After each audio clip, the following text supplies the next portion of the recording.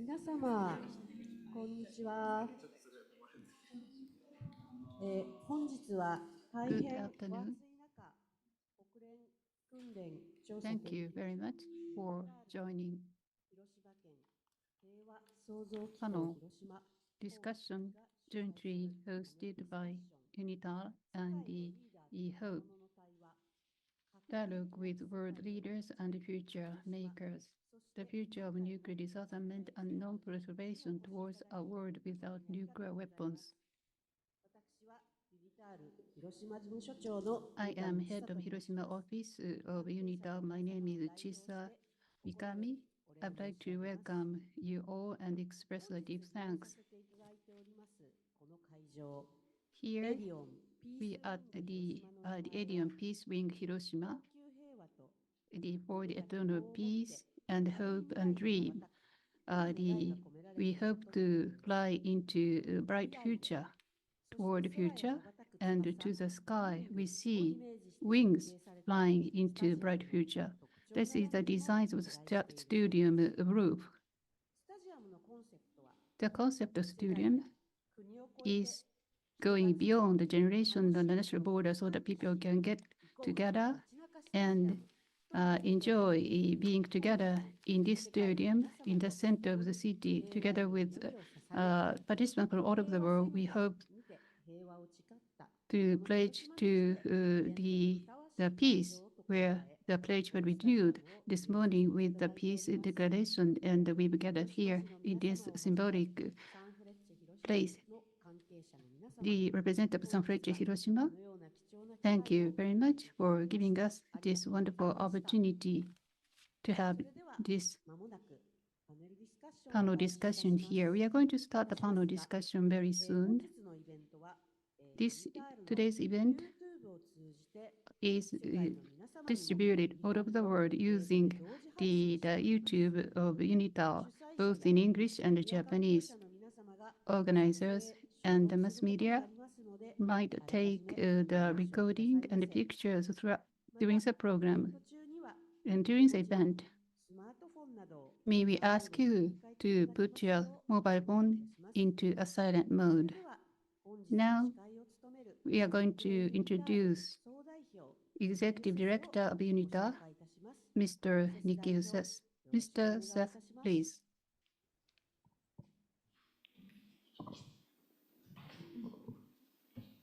Thank you, Chisha, for that introduction. And I have the great pleasure now to introduce distinguished people who are on this side of the floor to interact with all of you on the other side of the floor. First, of course, I have the pleasure of introducing, he doesn't need an introduction, but the governor of Hiroshima Prefecture, Yuzaki-san.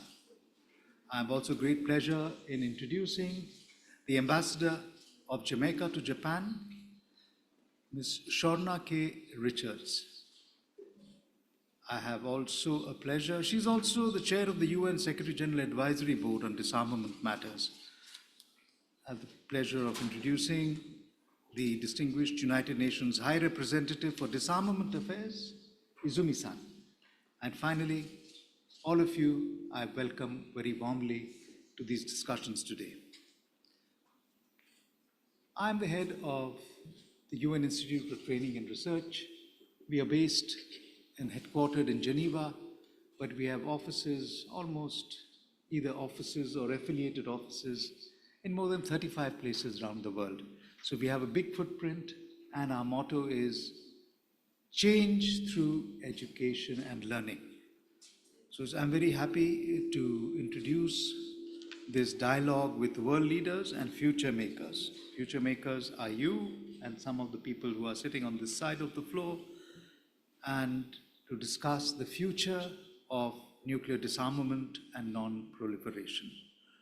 Today was a very important day, in my life at least, as it is for the millions who live in Hiroshima and who are inspired by Hiroshima.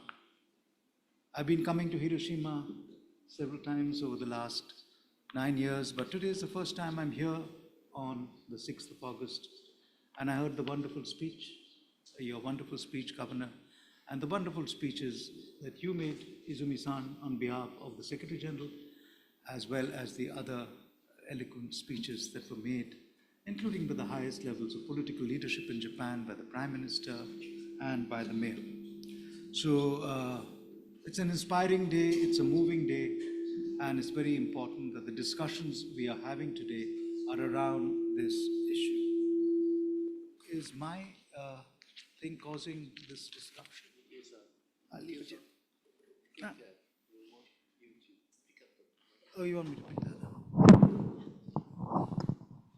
So the ceremony was wonderful, moving and touching, and I hope our panel discussion casts a more objective assessment of where are we in some of these issues and the role of youth in making the change we all desperately want in this world of nuclear disarmament and ridding the world of nuclear weapons. Remembering the catastrophic tragedy of 79 years ago, as we're moving to the 80th anniversary next year, another symbolic moment for the world to reflect on the stupidity of humankind. And I hope the young people continue to remain inspired with a larger vision of peace and on disarmament. We all know the importance of nuclear disarmament and how we can get the world peace to have a practical reality in our lives. It's the United Nations' top priorities. We are seeing in today's world how the increase in the number of armed conflicts, the maximum ever, I'm told, since World War II.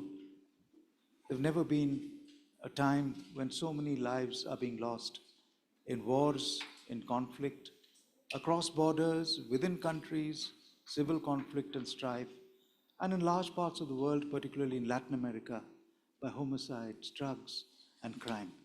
So when we see all this happening and we think about what's happening in the area of the digital world and artificial intelligence and autonomous lethal weapons, the dangers and risks of accidents are increasing rapidly. And especially in this domain, accidents or miscalculations will have catastrophic effects. UNITAR has an office in Hiroshima. We are the only office from the United Nations in Hiroshima, and we've been working with young people, we've been working with diplomats, particularly from the ASEAN region, on issues relating to nuclear disarmament. So we are very happy that we brought 180 diplomats from the Asian and Pacific region from 19 countries to Hiroshima to express and explain the history, discourse, and future of disarmament. Our youth activities are also numerous, but I think I won't go into the kinds of things we've done over the 21 years we've been here. The 60,000 people who have gone through UNITAR in Hiroshima in various training courses, and especially from the more distressed parts of the world, we're very happy to have contributed and raised the profile and the vision and the aspirations of the people of Hiroshima to others from around the world. And we are going to, Governor, this is for you, over the next 21 years, make that 60 million rather than 60,000. We have to scale it up because 60,000 is just not enough. The world needs drastic and dramatic change. And we have with Izumi-san leadership, youth leader fund program, and we are going to be working on that to bring people from all around the world. I think we're starting this year with 50 people to learn about many of the issues that I have been talking. Today's event, you will have discussions with these leaders in the world of disarmament, and the young people on how we can accelerate the processes we all want. Is acceleration possible? We've been waiting a long time, but I want to somehow tease out some practical and good suggestions from this discussion for accelerating the change we want to see. With those opening words, I give the floor now to Governor Yuzaki to make some opening comments, and then we'll get into the panel discussion.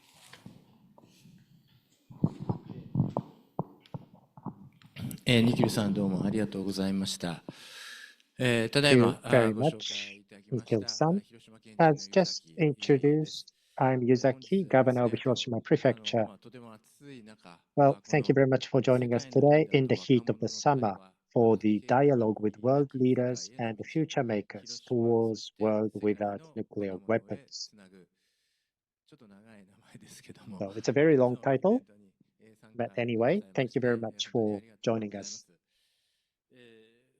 今日はですね、海外、県外はもちろんですけど、海外から Here that some of you have come from outside of Hiroshima Prefecture, and some of you even come from overseas for this event. I'm very happy to hear that, and I'd like to thank Ms. Izumi Nakamitsu, UN High Representative for Disarmament Affairs, and Her Excellency Shorna-Kay Richards, Jamaican Ambassador to Japan, and Ms. Miho Tanaka, co-chair of Kakuaka Hiroshima, and Mr. Franco Escobar, the representative of the Youth Leader Fund program, for taking time from your busy schedule to join us in Hiroshima today. Well, actually, some of you are living in Hiroshima.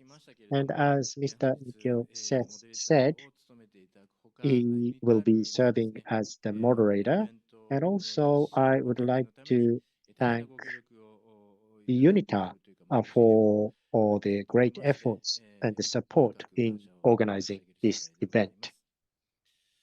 さて、79年前の今日ですね、 79 years ago today, 最初の原子爆弾によりまして、広島の the 町は Hiroshima city Hiroshima was reduced to ruins, and many lives were lost as a result of the first atomic bombing in human history. Right here we are today. This is where a military facility was, and a number of people lost their lives right here as we stand here. We, the people of Hiroshima, have never forgotten this tragedy and the ongoing suffering of the hibakusha, and have been emphasizing the inhumanity of nuclear weapons and the importance of achieving lasting world peace without nuclear weapons. However, recently, due to Russia's invasion of Ukraine and other factors, the world is now facing a greater risk of nuclear weapons use than ever before. Amidst this, during the general debate speech at the 10th NPT Review Conference in 2022, Prime Minister Kishida announced the Hiroshima Action Plan and declared the establishment of the Youth Leaders Fund. This program aims to enhance young people's knowledge about the real impacts and inhumanity of the use of nuclear weapons and to develop future leaders. The first cohort of 100 participants aged from 18 to 29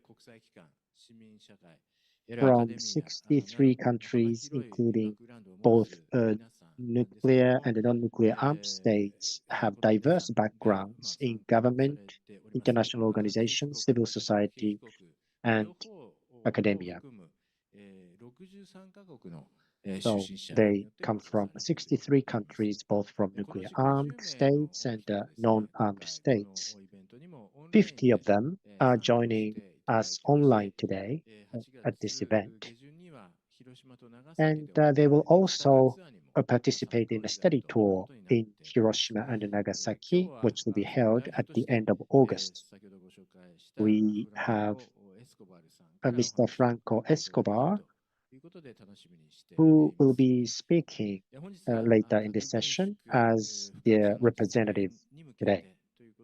So today, I am looking forward to discussing with you how we can achieve nuclear disarmament and non-proliferation with the speakers from their professional perspectives, and also with the young people who are participating. Some of you are here and some of you are participating online to see what each of us can do together. I hear that there will be a question and answer session later today, so I hope to hear many questions from all of you. you and looking forward to discussing with you today. Thank you, Governor Yuzaki. Let me now give the floor to Ambassador from Jamaica, and we listen to her opening comments before getting into the panel. Ambassador, you have the floor. Minasan, konnichiwa. Hello, everyone. It is an honor to join Governor Yuzaki in warmly welcoming you all on this symbolic and momentous day in Hiroshima. I wish to thank the organizers for this great opportunity for dialogue with the committed and the visionary youth here in Japan and from around the world. And let me say how encouraged and energized I am by you, future makers, who are boldly standing up for peace and humanity. And what a privilege it is to be here in Hiroshima, a place of hope, especially during this time of global turmoil and instability. This A-bombs city, compelling story of unimaginable humanitarian catastrophe and affirmative action for lasting peace has been a source of inspiration here in Japan and around the world. As Hiroshima marks the 79th anniversary of the tragedy of the atomic bombing, today's Peace Memorial ceremony sent a strong message, a powerful message of hope, of action and solidarity to rid the world of nuclear weapons. A key takeaway at the ceremony for me was the inspiring commitment to peace by the two young student speakers who said, "Peace will not come from prayers alone. It is up to us to protect the colorful daily lives and build peace." The message, all of us together must have hope, must work together to build peace. Like youth leader Miho Tanaka, Hiroshima is a very special place for me. It is where I found my inspiration and my voice as a young diplomat nearly 20 years ago to work for the cause of a world free of nuclear weapons and for world peace. What is my story? In 2005, thanks to the United Nations Disarmament Fellowship Program, I, along with 30 other young diplomats from around the world, had the precious opportunity to undertake a study visit to Nagasaki and Hiroshima. And we did so during the 60th anniversary of the atomic bombing. During my visit and during my time here, I heard firsthand the heart-wrenching, the pain, the courageous testimony of the Hibakusha. And this personal experience broadened my awareness and it deepened my understanding of the Hibakusha's plea that no one else should ever suffer as we have. When I left Hiroshima in October 2005, I took this appeal with me, and I promised myself that going forward in my work, I will work for the cause of a world free of nuclear weapons. I will work on nuclear weapons abolition. This 7 years later, my appointment as Jamaica's Deputy Ambassador to the United Nations provided an opportunity, ideal opportunity for me to translate this promise and their appeal into action. As a UN First Committee delegate, I became involved in the emerging initiative on the humanitarian consequences of nuclear weapon and the advocacy work of the International Campaign to Abolish Nuclear Weapons, ICAN. Fast forward to 2022, and I had the honor of being appointed as a member of the UN Secretary General's Advisory Board on Disarmament Matters, and further honored to assume the chairmanship of this board just this January. in this role, I am always guided by the Hibakusha's plea for lasting peace. Returning to Hiroshima and being here today on this panel is very emotional for me. Being here is a testament that the power of a promise, that the power of a commitment can shape your future. I am mindful that for 20 years, I have been privileged to use the knowledge and the skills that I have acquired to keep my promise to Hibakusha. And I remain committed to that promise. But above all, I am privileged that today, that promise has led me back here today to encourage and to inspire and to engage with you, future leaders. Let's talk. Thank you.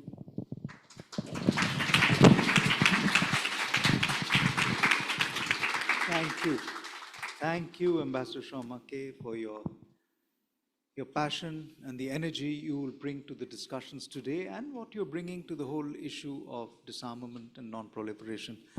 I want to remind everyone that our topic today is the role of youth in nuclear disarmament and non-proliferation, and we are hoping to hear from policymakers, diplomats, politicians, and young individuals.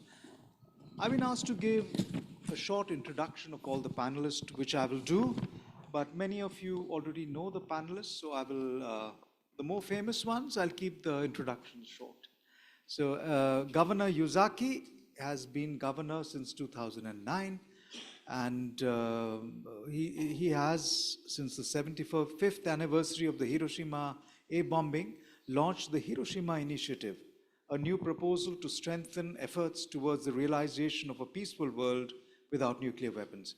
He's also established the Hiroshima Organization for Global Peace to promote this initiative and serves as president of the organization. I've had several discussions with Governor Yuzaki. He's thinking into the future. He's thinking of the future summits that are going to be held in New York at the global level, of the one coming up in September, of the one coming up next year, and the planning that will soon happen for preparing the successor to the Sustainable Development Goals. And he's thinking on how to bring the issues that are so dear to everyone's heart in our room in Hiroshima into the global agenda much more forcefully. Ambassador of Jamaica, she's already described her deep involvement with issues around disarmament. She began her career, though, in the Ministry of Foreign Affairs and Foreign Trade. In 1994, as she told you, she's been the DPR in the Jamaican mission in New York. She was also in OAS in Washington, D.C., the High Commission in Pretoria, South Africa, and she's been ambassador since 2020 in Tokyo. And she headed a national delegation of the second session of the open-ended working group on taking forward multilateral nuclear disarmament negotiations. It's a long title, and we hope that she continues with her energy and her spirit in keeping this agenda alive and healthy, which doesn't seem to be the case in the world. When we look at it now, it seems to be heading in the opposite direction. And I now have the pleasure of introducing Izumi-san, who assumed her current position as the United Nations High Representative on Disarmament Affairs in 2017. She was the Assistant Administrator of the Crisis Response Unit at UNDP since 2014. She has experience both within and outside the UN system. She served as a Special Advisor as a follow-up of the summit on addressing large movements of refugees and migrants, and the Director of the Asia and Middle East Division of UN Department of Peacekeeping Operations. Ms. Miho Tanaka is the co-representative of Kabuwaka, Hiroshima. She moved to Hiroshima in 2017. There she met Hibakusha and campaigners of the international campaign to abolish nuclear weapons. They became a source of inspiration for her. In January 2019, she founded Kakuwaka Hiroshima with the aim of seeking perspectives on the government's positions concerning nuclear issues, particularly focusing on the nuclear ban treaty. While working as an engineer, She collaborates with the Kakuwaka team to raise public awareness on nuclear issues through sharing their work on social media, writing articles, and making media appearances. Thank you very much, Miho, for the tremendous work that you do. Finally, there's Franco Escobar. He's the representative of the Youth Leader Fund program. He's a research scholar, research fellow at the Hiroshima Peace Institute, and a PhD student at Kiel University in the United Kingdom. He studies youth involvement in the nuclear disarmament movement. His research aims to understand the motivations of young people to join a movement that has seen fewer young participants since the end of the Cold War. Mr. Escobar is one of the 50 young people who were selected from over 1,500 applicants to join the first cohort of the Youth Leader Fund for a World Without Nuclear Weapons. So you see, the panel we've assembled for you are really ideal to discuss the issue of the engagement of youth in issues of nuclear disarmament and making our world free of nuclear weapons. Let me start in the question side of this panel as your moderator to Governor Yuzaki and Ambassador Richards and Ms. Nakamitsu. And let me first give the floor to Izumi-san, because the others have already had their first shot at it. And all of you, of course, it's a common question to all of you, that all of you are working to empower young people to achieve a world without nuclear weapons. Could you please introduce the youth activities you focus on and their impact in your diverse and different areas? You have the floor, Izumi-san. Thank you very much, Nihil, and wonderful to be here, and further, really wonderful to be able to share the panel with such distinguished colleagues and friends.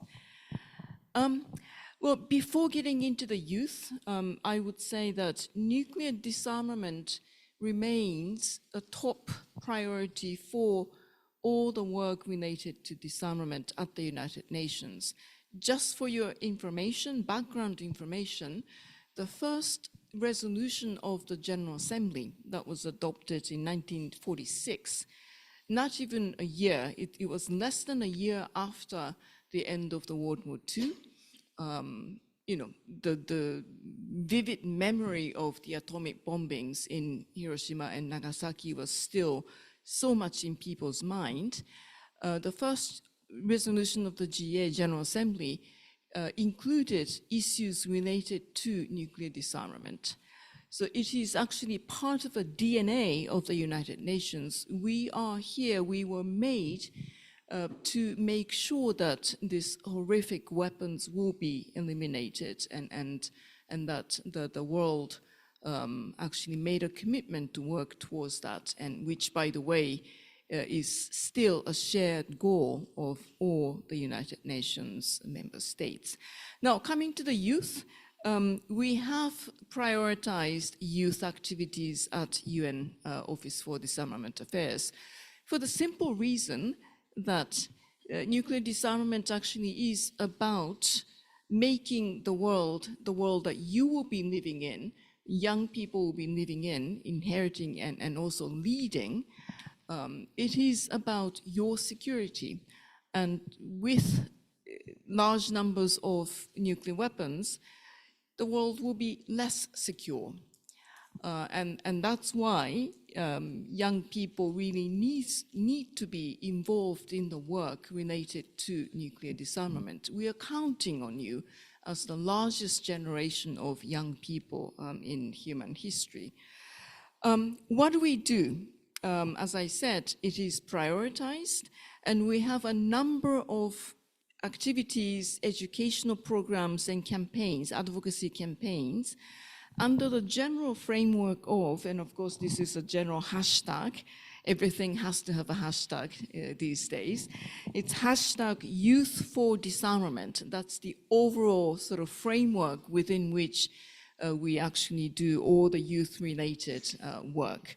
UN Youth Champions for Disarmament training program, we engage with really the world top leaders from around the world, young people, all of them, so that they will have opportunities to engage with each other, learn from each other, but I think more importantly, share their experiences of activities related to peace and disarmament. We have a very good, I would say, I'm proud of it, disarmament education dashboard with over 30 self-paced courses, online courses.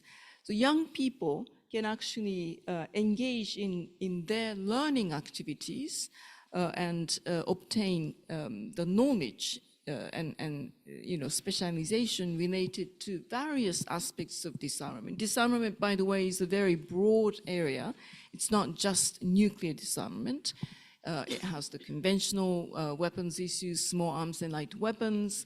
Nowadays, we have lots of issues related to new and emerging technologies, the cyber security, AI, artificial intelligence, and outer space, etc.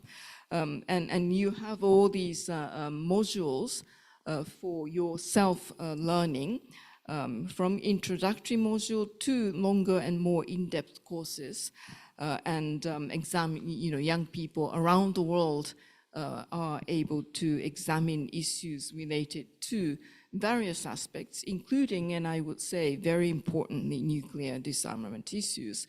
And then there is this Youth Leader Fund for a World Without Nuclear Weapons. Prime Minister Kishida mentioned this this morning at the ceremony.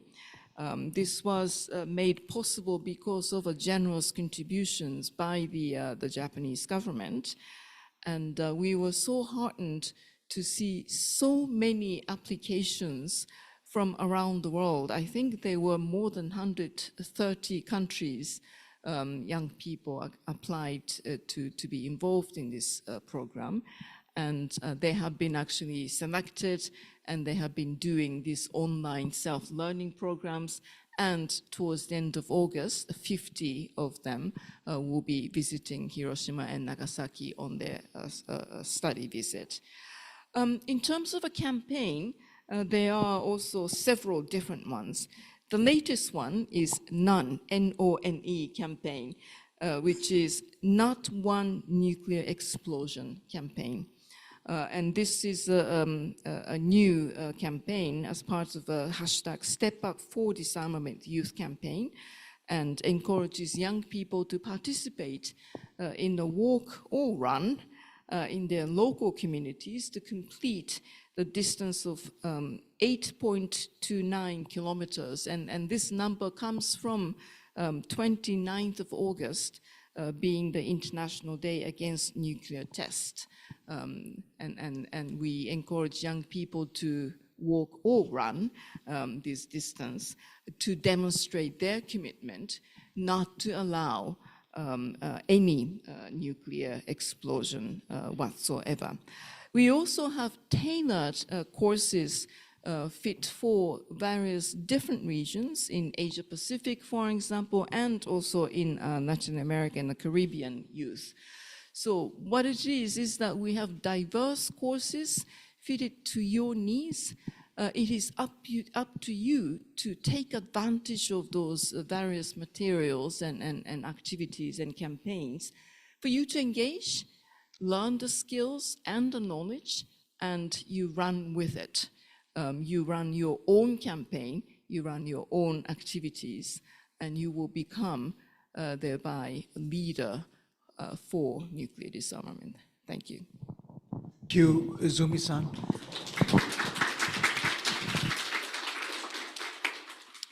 From my personal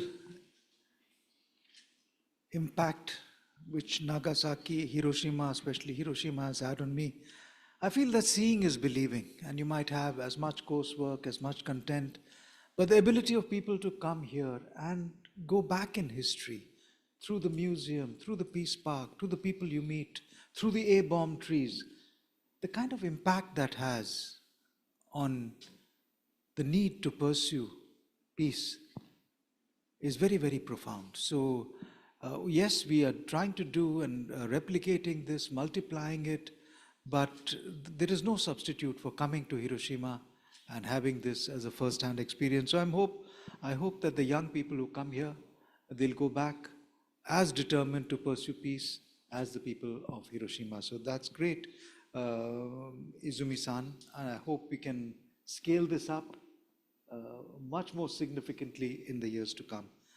Ambassador Richards, I now turn the floor to you to tell us what you feel about what needs to be done in the area of engagement of youth in some of these issues, particularly on the issue of involving women and girls more robustly in some of these efforts.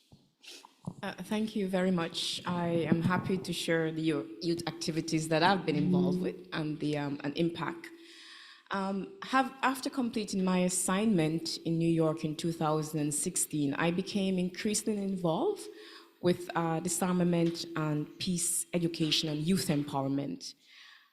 I chose this path in keeping with my promise with Hibaksha because I wanted to provide knowledge, to build awareness, and of course, to provide young people with more opportunity to think creatively and critically about disarmament and peace matters.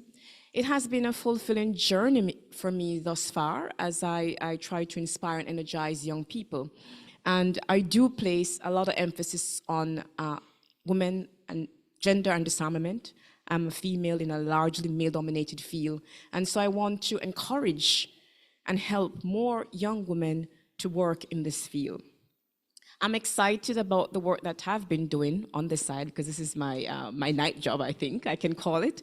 I'm excited about this because I am driven by the conviction that education gives us all a voice to help us change the complacency and ignorance about the dangers of nuclear weapons. And above all, as a beneficiary of nuclear disarmament and non-proliferation education, I want to give back. In fact, let me share with you that the speech that I gave in 2005 at Hotel Riga in Hiroshima with my promise of the Hibaksha, I always keep it with me everywhere I go. Why? Because it is a testament to the power of education, and it is a testament to my commitment to the Hibaksha. So I have been carrying out a number of activities, and they've been mainly around lectures and workshops. For instance, in 2016, the very first workshop I did was in Mexico. Mexico has this nuclear summer disarmament program, and I did a workshop, a lecture on the negotiations of the TPNW. And I went to Middlebury Institute of International Studies in Monterey, California, after the treaty was adopted to share how small states like Jamaica were very active in the negotiations of this treaty. And just this May, I had the honor of being commencement speaker at the Middlebury Institute of International Studies graduation, and I delivered a speech to the young graduates titled, "Get Up, Stand Up, Humanity Needs Us."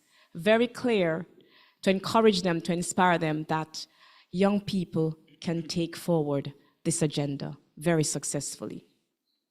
Here in Japan, I never imagined that 15 years after I first came to Hiroshima that I would be ambassador of Jamaica to Japan. I never imagined that. And so I have been using the opportunity provided through my time here in Japan to do lectures and workshops with the Foreign Minister Gaima shows young female officers. I've been helping them to understand this field. I have done lectures at universities, Nagasaki's University's Research Center for Nuclear Research and Nuclear Weapons Abolition, Soga University, International Christian University. And I'm very happy to note that these lectures and workshops have been having impact. And let me share with you, the impact is about, that I've seen, is young people understanding their role and the contribution that they can make. I'm serving as a role model for young women. And I want to share, because I see that my time is coming up, I want to share very quickly, if I can find this, that one of the things that I've noticed in terms of the work that I've been doing in this area is that young people are more motivated, they are more inspired and energized to take action. And allow me to share humbly to share an example that I received from Hideo Asano, who is Secretariat Staff at the Japan campaign to abolish nuclear weapons. Following the workshop, the forum that I did a presentation at in Nagasaki, the Peacepreneur workshop, he wrote to me and said, I sometimes feel that our work to get Japanese government to join the TPNW and advocating for a world free of nuclear weapons is daunting work. But your speech encouraged and empowered me a lot. I will keep up my work with passion and pride. And finally, I see I have 30 seconds left, but I really wanted to share, but I can't find it. Gomenasai. I wanted to share something from a young, oh yes, here it is, a student from Soka Kansai High School. I am most heartened by your strong call for us to be seeds of peace, and we have the power to change the world. The thing that resonated the most with me was your strong call to action. We have the power to change the world. You taught us that our courage to not lose no matter what, and our willingness to open our hearts and minds to cooperate with each other will change the world. I am determined to remember this anytime. This is the power of education. Thank you very much.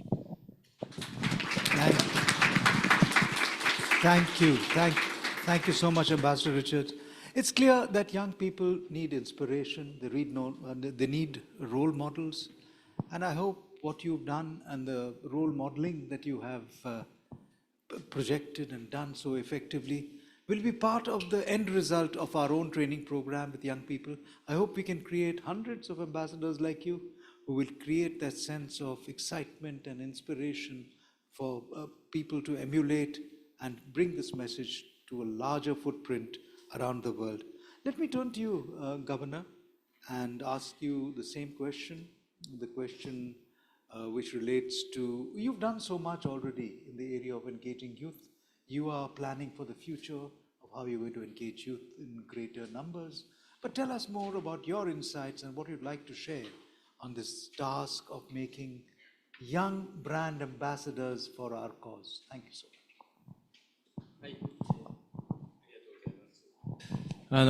スライドもですね、あるんで、これをご覧いただきながらと思いますけども。Please see the slide as I talk.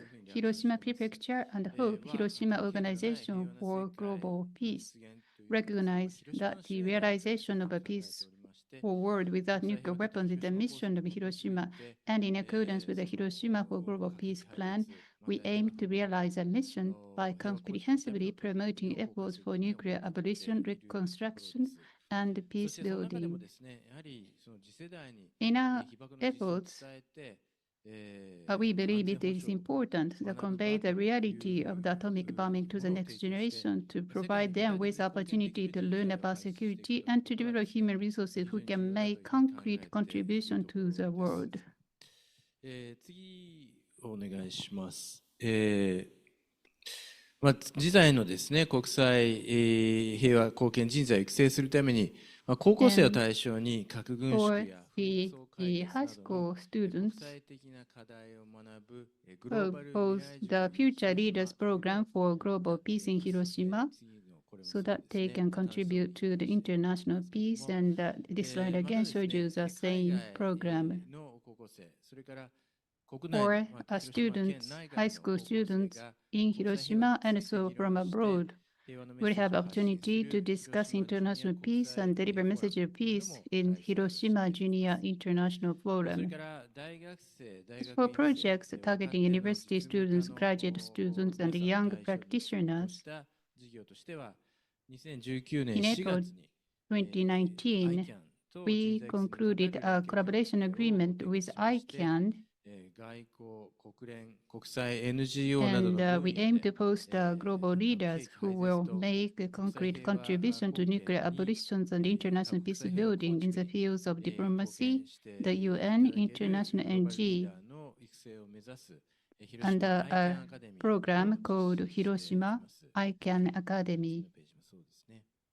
でこういった取り組みに参加して国際平和を Some of the program graduates have gained passion to seek for international peace and have continued to work toward nuclear abolition and peace building in their respective fields. 例えばですね、グローバル未来塾 in 広島の海外研修で訪問したフィリ Participants ピン established a volunteer organization to support poverty issues in the Philippines. After visiting the Philippines during the Future Leaders Overseas Training Program, the organization purchased goods made in the Philippines through a local NPO and returns the proceeds to the local community. In this project, using AI, pre-war monochrome photos are given colors to uncover lost memories under a project named the Rebooting Memories through the Hiroshima Junior International Forum. She is working to pass on the thoughts and memories of war survivors through art and technology. Another case, a participant of Hiroshima Junior International Forum created one picture book based on the learning and thoughts at the forum. After completing the Hiroshima Icon Academy, one participant is now active in the Japan campaign to abolish nuclear weapons, an association that calls on the Japanese government to sign and ratify the TPNW by 2030. So many young people are involved in efforts to change society in various fields. I have also heard that many other graduates are active in international conferences and their side events, including the NPT and the TPNW. I sincerely hope that the young people who have learned about peace in the program of Hope will lead the future, will get continuously involved in activities that seek peace in various forms, such as sending out the messages of nuclear abolition on an ongoing basis, expanding the circle of empathy worldwide, and influencing the international community. And I sincerely hope that they will contribute to the realization of a nuclear weapon-free world where people can live in peace. That's all. Thank you. Thank you. Thank you, Governor. I wish you had a little more time because what you have to say is extremely important for all of us. But maybe when you intervene next, you can come in with some more detail which you have left out now. I wanted to, everybody knows that there are two young people on this side of the floor, full of passion, full of energy, who've spent a lot of their time committed to some of these ideas that we've been discussing. I think it's time to come to listen to them, to what is their perspective, what have their activities been, what are they hoping to do with the kinds of things they are engaging in. And I give the floor now first to Ms. Tanaka to tell us, what are you hoping to accomplish by your activities? Are you inspired by certain role models? How did you get into this? What do you see in the future? How could you get each one of those people sitting on that side of the room as passionate about your issue? Tell us. Okay, so first of all, thank you all for having me. I'm so grateful to have such an wonderful opportunities. So today, August 6th, is a very important day to all of us, to Hiroshima, without doubt. And to me, this is very special because 6 years ago today, I had a very special encounter. I met Akira Kawasaki 6 years ago today, and he invited me to this area, nuclear disarmament activities. And since then, my life is changed. So, at the time, I never imagined this scenery at all. So first of all, I want to tell all of you that the future possibilities endless. So let's keep up together. Yes. So my work as an Kakuwaka representative is lobbying the politicians elected in Hiroshima and ask their opinions on nuclear policies, especially about the nuclear ban treaty, TPNW. And we met 13 of them for now, and it's very difficult to ask their real stance, because Hiroshima politicians always says the nuclear-free world is our goal, or it's very important, but sometimes I feel like it's just words. So we want to know their real opinions. So we started our actions, and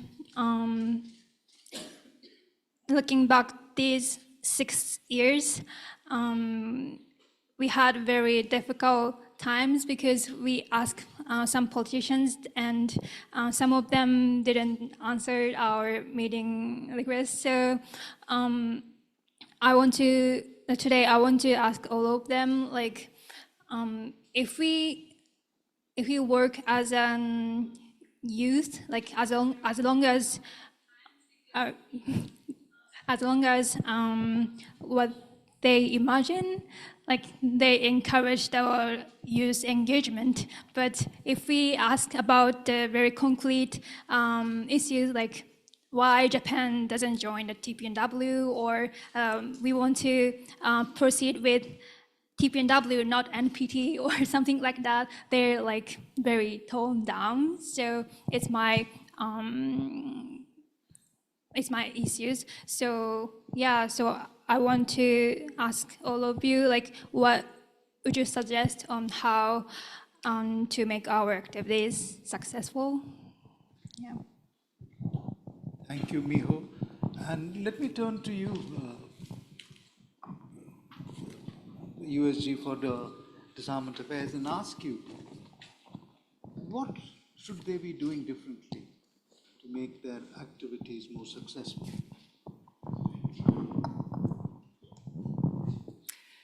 日本語でお答えしましょう。いくつかポイントがあると思 Okay, うんですが、 let me answer in Japanese. I think there are a few important points. The first point is basically you have a very unique viewpoint in your activity, and I think that's very important and valuable. Many young people are implementing activities. For those activities to have a meaningful impact, first of all, you have to be inclusive. So often when we look at the groups who are taking actions for peace, they only they are in closed circles. So they don't really go out and try to understand other perspectives outside their circles. So as you implement your activities, it is very important for you to truly understand that there are different views on the same issues. And then try to incorporate as many different views as possible in your group and in your activities. So try to be inclusive as much as possible. For example, there may be views from people who have physical disabilities, and also viewpoints of the vulnerable members of the community.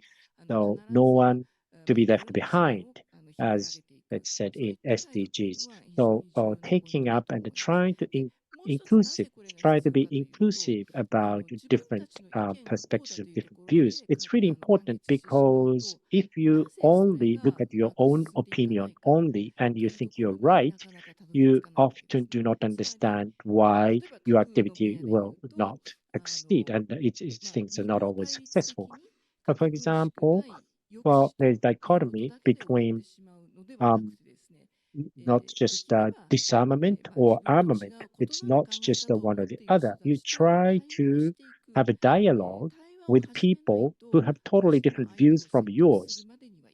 Because if you don't start with a dialogue, you will never convince other people. So that's always the challenge. You have to have a fundamental and profound dialogue. And for you to have a meaningful dialogue, you have to, first of all, listen to different views and the different voices of people so that you understand what they say. And the third point is believe in yourself. You have to have a strong conviction that you have a power to change the world. You really have to believe in yourself because you can. It's a big challenge you are working on. It's not something you can achieve and change the world overnight, but believe in yourself. Never give up. There will be setbacks and obstacles and difficulties. And well, use those as your challenges to get over and gain momentum and keep moving forward. And you need friends and colleagues to keep going. Fundamentally, the most important thing is to completely, totally believe in your potential. And the last one is be courageous, be bold. Be courageous, have a courage, and then don't hesitate to express your voices when you have to.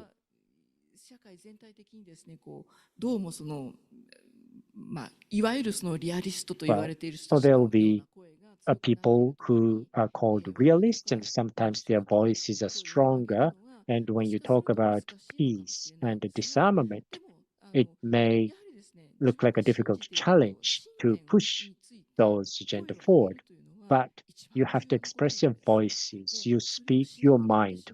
You have to talk about what you believe in. Because if you stop doing that, then the society will never progress and evolve. So if you look back on history, there have been many mistakes and wrong approaches taken. Then to prevent the mistakes that happen again, you have to continue to express your voices, be courageous, and keep standing up for what you believe in. That's my advice.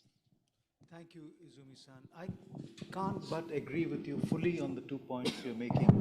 In my own life experience, both as a negotiator and supporting negotiations, that particularly in difficult issues in New York, I've always felt that the negotiation approach, which brings together only like-minded people around the table, will never be durable. You have to get diverse points of view, diverse perspectives, and then try and forge an agreement between those diverse perspectives. It's only that understanding which endures. So what she's advising you to bring more perspectives, you just can't get like-minded people around you and hope that your voice will be heard. You have to get a more nuanced, deeply felt perspectives, multiple perspectives, and of course also be able to shout from the rooftops when you are convinced about what your point of view clearly is. Let me turn to you, Ambassador, with the same question that she asked. How can they be more effective? And how can young people be better heard? Okay, well, Miho, let me say what a pleasure it is to meet you again after we met at the One Young World Nagasaki Peacepreneur Forum. You were so inspiring on that occasion, and really happy to hear some more about your organization.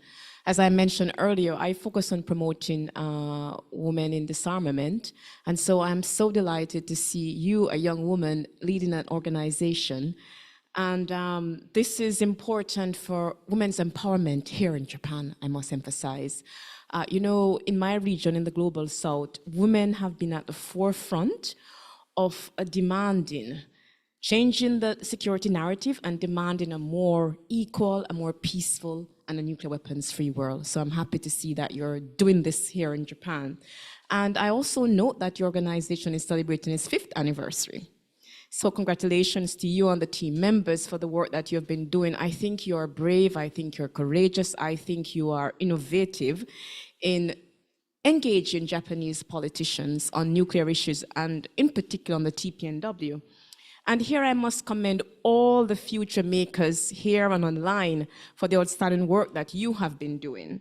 Now, turning to your question, I have 4 suggestions, and I think Izumi-san, you have actually covered a few of them, but let me just repeat. One that you haven't covered is, the first is to uphold key principles.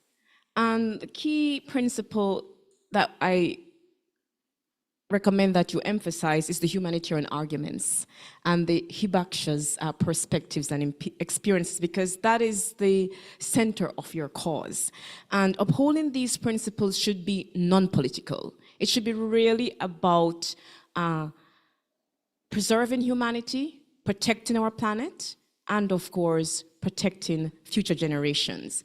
And the second suggestion I have for you, which Izumi, you mentioned, is about the working together, the utilizing a collaborative approach. Find your allies, build your network. And this is one of the objectives of this event today. And it's one of the lessons that emerged from the TPNW. It was about movement building, bringing together diverse groups to deliver the TPNW. Like-minded states, international organizations, civil society, academia. And I believe that your organization is beginning a valuable grassroots movement to not only persuade Japanese politicians to join the TPNW, but to also help generate greater public engagement and wider discussion among young voters on reframing security and the human cost of war and the negative socioeconomic impact of massive military expenditure as we promote a culture of peace. And networks, coalitions, and partnerships are very important to deliver that. And of course, as Izumi-san mentioned, we need to bring it needs to be broad and to represent a lot of different perspectives. Third, one that is very dear to my heart is amplify creativity, diversity, and inclusiveness.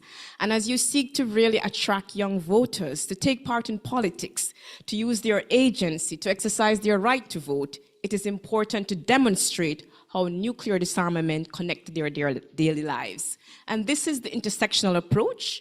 It's linking nuclear disarmament to the broader social economic issues. We call this the bread and butter issues of interest to voters. The environment, the urgency of climate change, economic security, gender issues, social justice, health, and well-being. Also use creative tools to communicate and engage young voters, including music, arts, theater, digital form. You have to connect people at the level of the heart and at the level of the soul to motivate them to take action. I use Jamaican culture in my lectures and workshops. Actually, today is Jamaica's Independence Day as well. So maybe we're gonna sing one reggae song or something at the end, who knows? But these days, I find myself singing and dancing, and it's been fun. The fourth and final, I would say, is build a resilient and a persistent mindset. Have fun and stay united. Advocacy, as you know, is hard work. It's emotionally taxing, it's mentally draining, and indeed, nuclear disarmament requires immense dedication in face of many setbacks and obstacles. But despite the challenges, it is important to have fun and appreciate the efforts involved. And so I say to you that it is a marathon and it's a relay. It's doing your part, it's working hard, it's keeping your spirit up and passing the baton on as the Venerable Hibakusha have been doing. And if I can get 2 more minutes, Mr. Timekeeper. I just went to an event, International Women in Business Conference in Tokyo last week. And the young Japanese speaker, she had an address that really inspired me. She called it Passing on the Baton of Courage. 9 years ago, she attended that conference as a high school student. And she promised herself when she heard the keynote speaker that one day she would come back to that platform and deliver the keynote address. And she did, because in doing that, the speaker before her passed the baton on, and now she is. I am encouraging you, future makers, to keep, as you take the baton from the Hibakusha and pass it on, be courageous, be bold, and as Jamaican reggae singer Bob Marley said, never, never give up the fight. Thank you.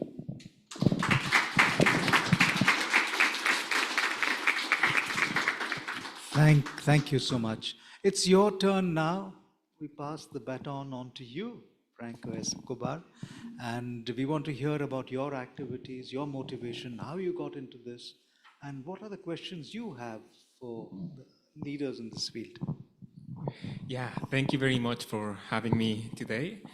Well, I identify as a young researcher, a young historian, and a young peace builder too.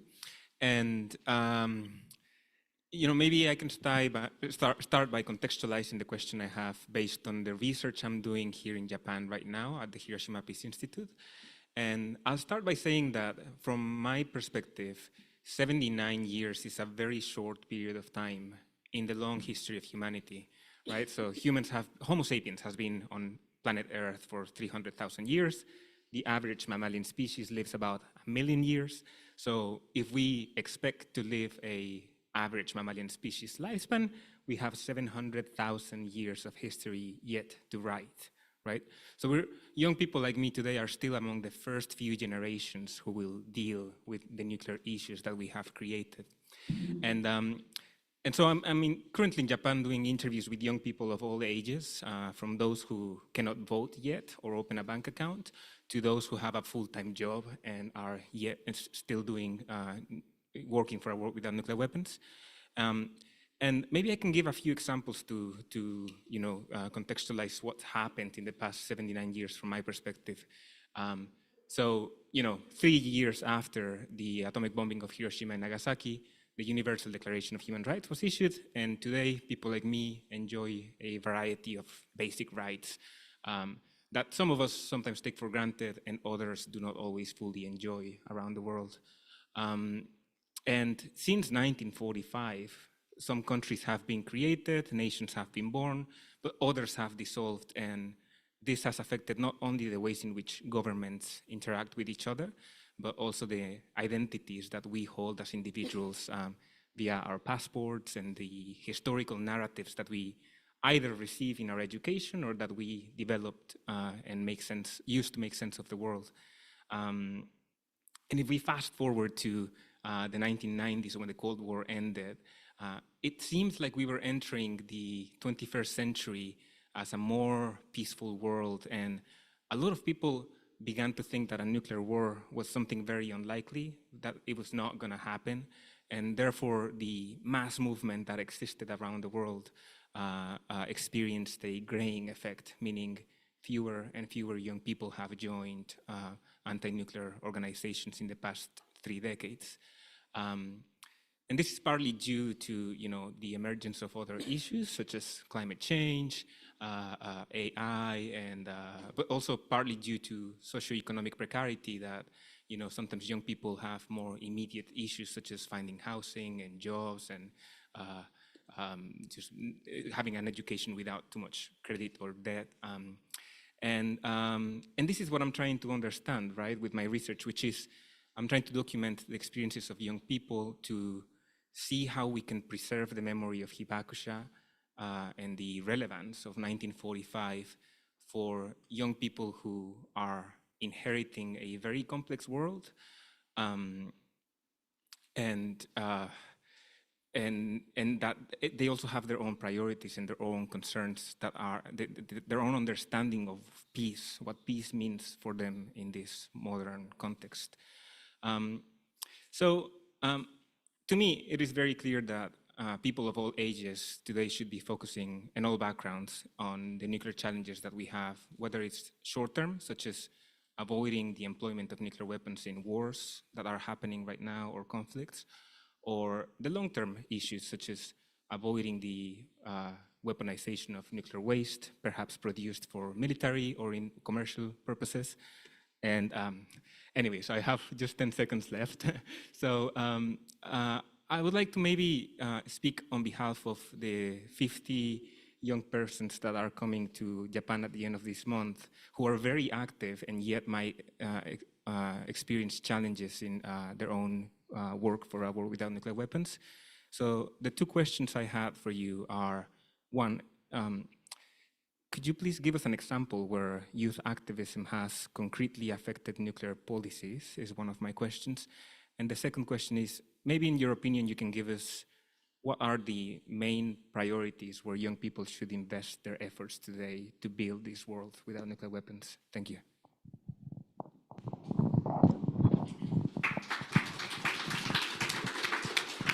Thank you, Franco. I think those are two very good questions you posed at the end, and I'll start with the governor.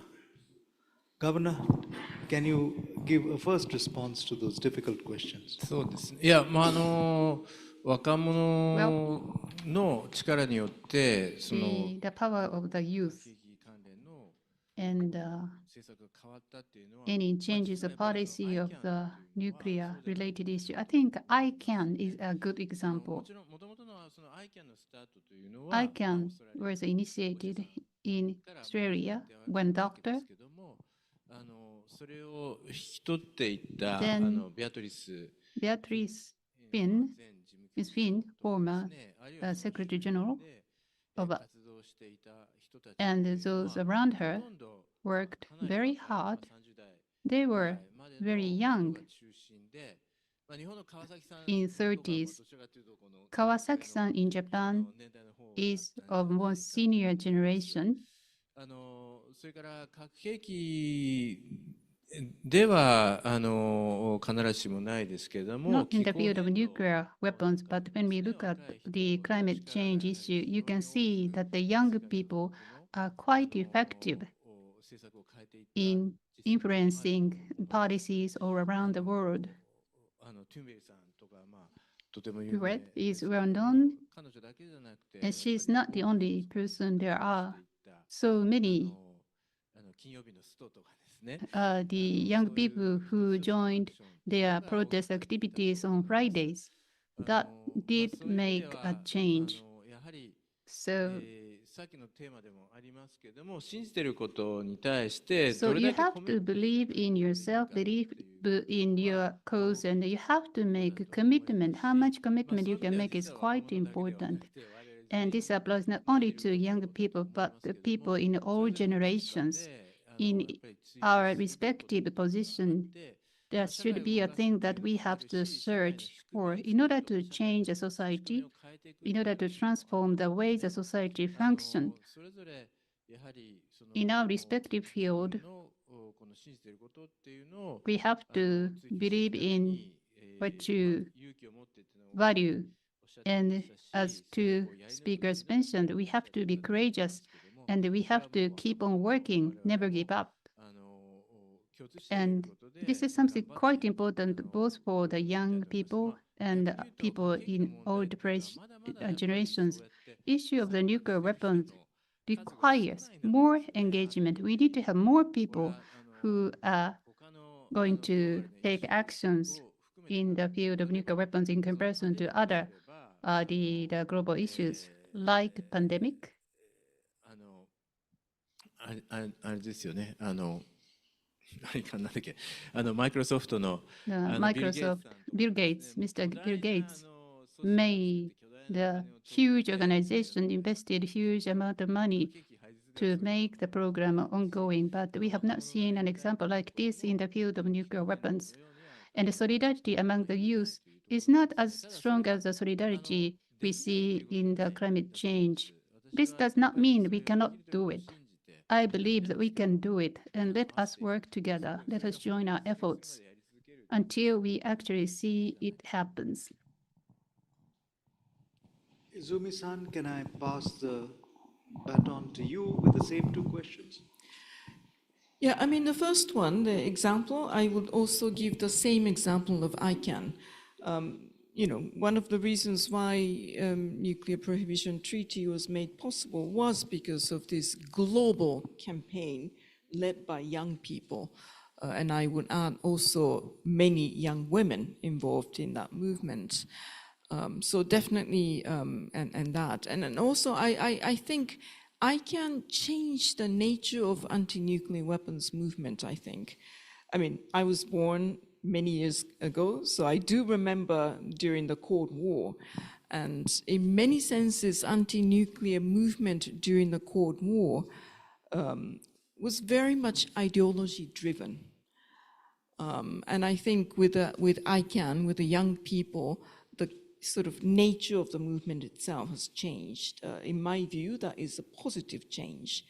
One of the things that Kawasaki-san is investing a lot of efforts now is to organize political party dialogue, which was held yesterday in Hiroshima. So I think that is definitely the best example, and also it is a recent example as well. About the second question, what do I expect from young people? There are a couple of things. The first is that, as actually Governor Yuzaki said in this morning's remarks, by the way, he makes the best speeches every year at the peace ceremony.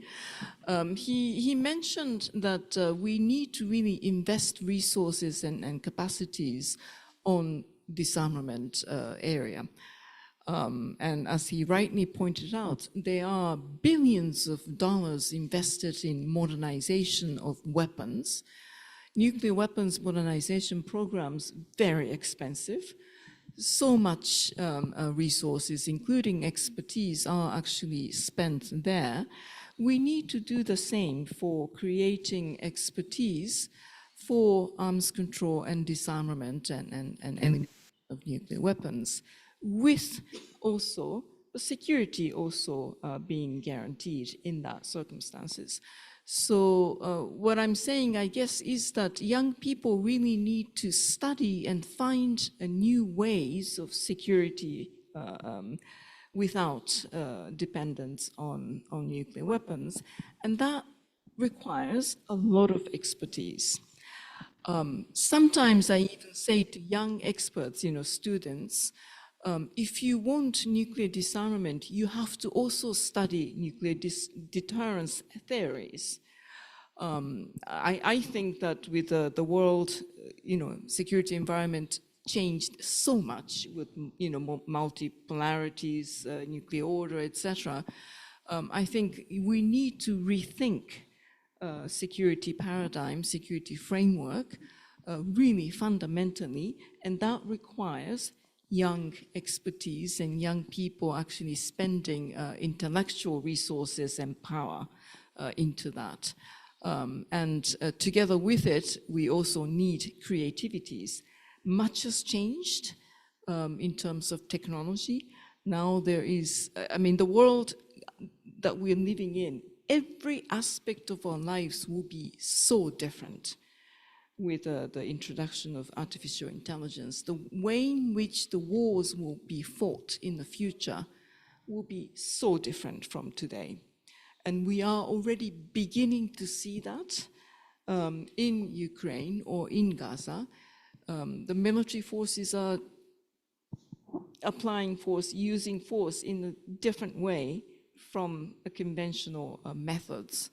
And so that also requires young people really getting into that and then studying, acquiring expertise, and expertise on the basis of course, realism, but realism with idealism. How do we get to the stage of a world without nuclear weapons with everyone's security guaranteed? And so to me, it is part of a realism. So that requires every one of you actually investing in efforts in learning the issues, becoming experts. And I'm counting on you to be one of them. Thank you, Izumi-san. Ladies and gentlemen, we are coming towards the end, the dying minutes of this conversation. But I don't want to let go of this opportunity of asking you whether there is a pressing question you need to ask, one or two questions maybe, and then I'll turn the floor back to the panelists. Give them a minute each, because that's about the time we have, to either answer the questions that you are asking or to give some parting thought which they may have left in the interventions they made earlier. But let me go and turn to you. Is there any daring question which you need to address now? Identify yourself, address the panelists you want to ask the question. I see two hands, and let's keep it to that. Three hands. Let's stick to that and the three questions. I'm sorry, I won't have time for more. So just, I see 1, 2, and 3 hands. No. Please, go ahead. Hello, I'm Hanon Kamura from Nagisa High School. I'm so great honored to be here today to attend this summit. I have a question to Mr. Yuzaki. The UN Secretary General mentioned that the current progress towards achieving the Sustainable Development Goals is behind schedule. And I think it is important to work towards the SDGs, not only at the UN, NGOs, or national levels, but also for each citizen to contribute at the grassroots level. So as a young person, I'm eager to implement social actions to help achieve the SDGs. So can you please provide some guidance on what specific actions I can take? Okay, let's just collect these questions and then leave it to the panelists. We may not be able to answer all, but I want at least your voices to be heard and the questions that are in your mind to be heard by all. Yes, please. Why is it crucial to increase youth representation in dialogues like this one? Next question. We're coming to you.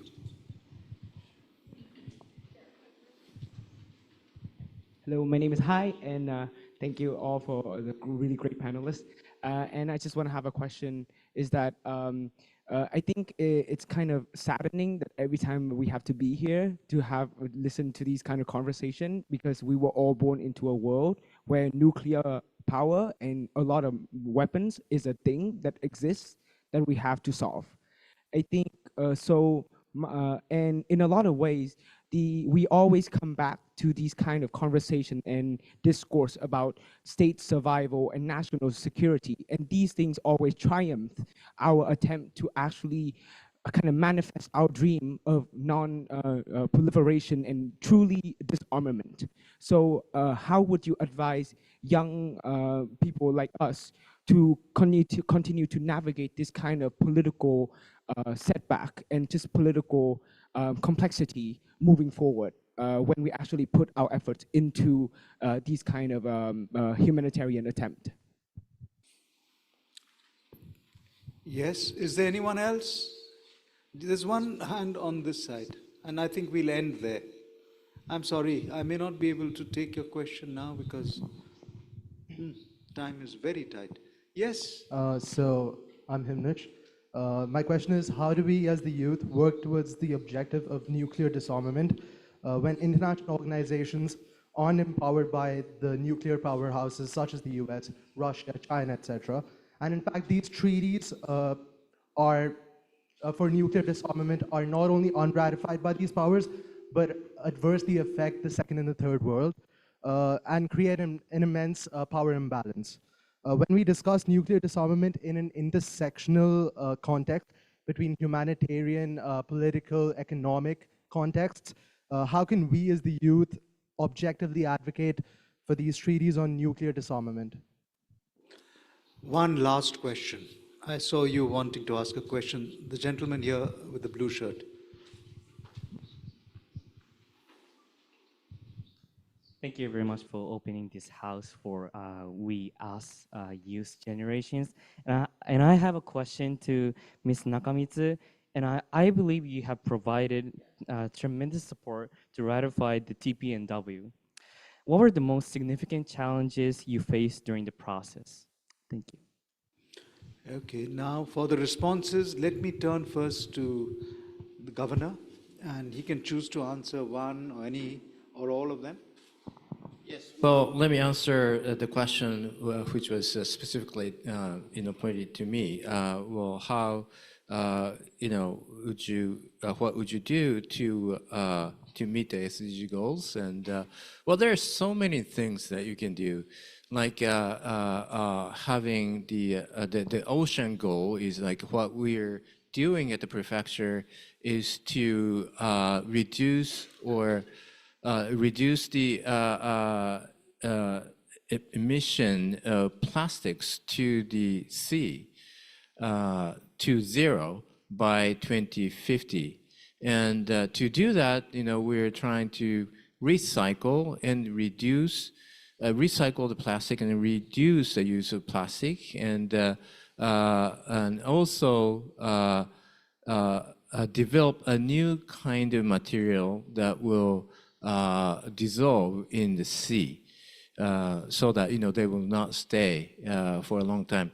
So all those things you can join, and of course climate change. You can do a lot of things. Watch your energy spending and etc. So each one of the SDG goals, I think you can see what you can do, and that really is important. And one, to think, yourself. To think yourself is very important. And two, and not only to think, but to take action. No matter how little you think it might be, but that counts, because we have 900 billion people. No, I can't. 90億人. 9 million, I'm sorry. The conversion is very yeah, right. 9 billion people living, and it adds up. Izumi-san?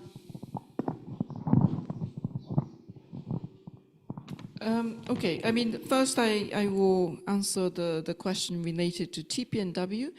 The biggest challenges is that there are really different views about how to get to the elimination. And nuclear weapon states feel that simply banning or prohibiting nuclear weapons is not going to work. And so diversity of views on how to get there is the biggest question. I would say the nuclear weapon states still have a very strong objection to the TPNW, even though the door is not closed to them to join. I mean, there are many other issues, one of which is that, I mean, there are many. I would just only single out one. Disarmament requires a really workable, functioning, effective verification measures attached to it. Otherwise, it could become an empty promise, and the TPNW at the moment does not have any verification clauses. They have started to work on that. I would say that whether TPNW will become an effective international treaty will depend on what kind of verification measures they will be able to create under that treaty. So that's about TPNW. There was a question about why young people should get involved. The answer is very simple, because it's about your world. It's about your security. If you want to live in a safer, more secure world, you have to voice your opinions. There is a catchphrase amongst the world youth movements: don't decide about us without us. 自分たちのことを自分たち抜きで決めないでください. It is because your world, you should be leading and you should be deciding. I'm not going to be around for many years more. Same for Governor Yuzaki or Shorna-Kay, unfortunately. So it is your world. You have to get involved and you have to make the decisions. And along the way, you have to discuss what kind of world you want to make. This also relates to, we are leaving the world with so many screwed up to you. That's not fair. I have two daughters, younger, voices I'm confronted with. I get the same questions. Simply because you screwed up the world and you're not able to solve it, don't just leave the mess to us. I agree, so I am still keeping my fight because I don't want to leave the mess to my daughters. But it will have to be a co-working because we can't do it only by ourselves. We need creativity and innovation and new approaches, your perspectives in that fight towards a better world. And so my advice is to get involved. You know, many of you might be also interested in becoming more political. At the end of the day, the changes will be decided at the political level. If that is the case, you need to also get involved in political processes as well, whether that is by voting or whether yourselves running for political office, I don't know, but I think get involved in that process will be the most important. And then the final, P5 and the power imbalance and what can you do? I think Shorna-Kay actually provided some hints. At the multilateral level, the UN is a really interesting place where small countries with the ability to come up with a vision and ability to make coalitions of networks and alliances, they can actually make wonders. I often make this, use this example of a small country called Ireland in Europe. They are the founding father and mother of both NPT and TPNW. You know, NPT, which is an old treaty, originated with Irish resolution in the General Assembly. And so even if you're a small country or small, you know, just one individual, having a vision, being able to come up with a vision and then a strategy and people around you, network and coalition and alliances to move forward, you can actually make wonders. And that is the place called the UN, and that is something called diplomacy. So don't give up, don't believe that you are powerless, quite the contrary. If you are actually able to come up with these creative approaches, you can change the world. So keep up the fight. Ambassador Richards? Well, Izumi-san, you have addressed the points that I would love to make, so I'll just reiterate them. This event is for future makers. It's for future makers. It's for you to own your world. It's for you to take action, as the student speakers said this morning. It is up to us to protect our colorful daily lives and build peace. So while international organization may seem to be failing, while the treaties that have been adopted are not being implemented, it's for this very reason why we need the youth.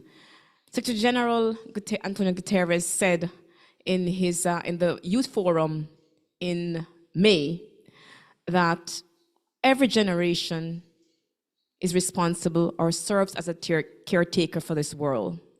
But his and my generation has been very reckless with that responsibility, but yours gives us hope. So Izumi-san, I will add to yours hope. The mayor said in his peace declaration this morning, he cited the example of the Berlin Wall. People power. We have the power to change, but we have to mobilize, we have to come together, we have to be strategic, we have to invest in expertise, all the points that have been made today, and we must never give up the fight.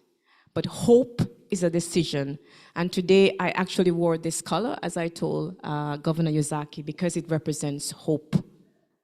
So I'm imploring you, I'm encouraging you, amidst the obstacles, the work has to continue, and we're depending on you, whether in the political space, whether in the research or academia, all of us can make a contribution, no matter how small it is. So never be daunted by that. Do your part, wear your place. And really, I'm excited about what we're going to see with this youth network that's been created here. Thank you very much. Never give up the fight, as always. Miho, we are encroaching on time after 6, but you deserve it. So let's hear from you. Thank you. So Izumi-san's answers and then Richard's answers, you is on point, but I want to add my answers. So why youth should be engaged in these areas is, I think the consequence of using nuclear weapons is very influential to especially young people. The research shows that the younger you get radioactive, the more percentage you will have the risk in getting cancer. So the research shows that. So I think, but now the policy makers are almost man-dominated, and it's very problematic. So I think youth has power to change that situation, and I think, yeah, it's our role, like Izumi-san says, and I just don't want to leave our responsibility to the younger generation. Right now, I am categorized in youth, but I will be getting older, and you too. So I don't want to leave it because much younger generation. So I hope it's same for you.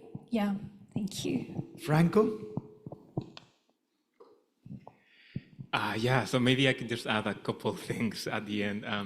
One of them is that historically, when we look at how other things have been abolished, such as slavery, sometimes we look at economic reasons, like there are historians who argue that slavery only was abolished once it was no longer profitable. And other historians argue that it was not related to money, but it was related to values and how values can get locked in at certain points. And so therefore, one of the things we can do is to prevent deterrence from getting locked in our institutions and the ways in which countries interact with each other and resolve conflicts. So those are, affecting the economics of disarmament or deterrence is one aspect, and the values is the other. And since I'm doing research on young youth involvement in disarmament, one thing I can say about why it's crucial is that quite often we think of youth as citizens in training or citizens in the making, almost like adults who are not yet complete or not yet, worthy of participation, worthy of history. But the reality is that history is full of young people who have changed the world. You can think about Louis Braille, who invented the Braille system for reading at 15 years old. Or you can think in disarmament of prominent figures like Setsuko Thurlow, who started at an early age getting involved while she was in the US. And so I think it's important to remember that whatever your age is, you do have agency and you do have a role to play in this planet. So, yeah. Thank you, Franco. So, ladies and gentlemen, we are at the end. I have only two things to say. One is my own assessment that this was an excellent panel full of rich ideas from the three people who have delved deeply, obviously, into the subject, and the two young people who've been adding their energy and voice. So, on my first point, I think they deserve a loud round of applause.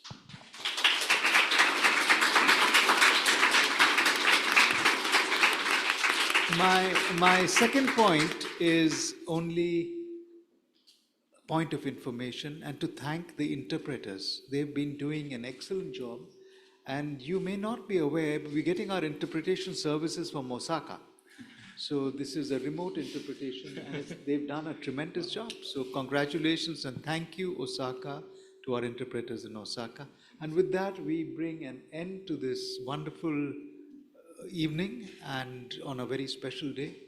And we hope UNITAR and all of you who were key to making this a success will continue to put your energy in having more such public events through the year. Thank you very much and have a lovely evening.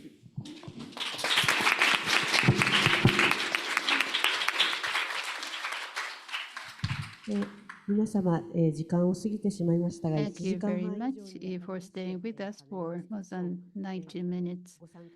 We've had a discussion And I hope that those of you listening to us online have also enjoyed the program. For the sustainable future and the nuclear disarmament, we hope to continue to provide these forums for discussion and dialogue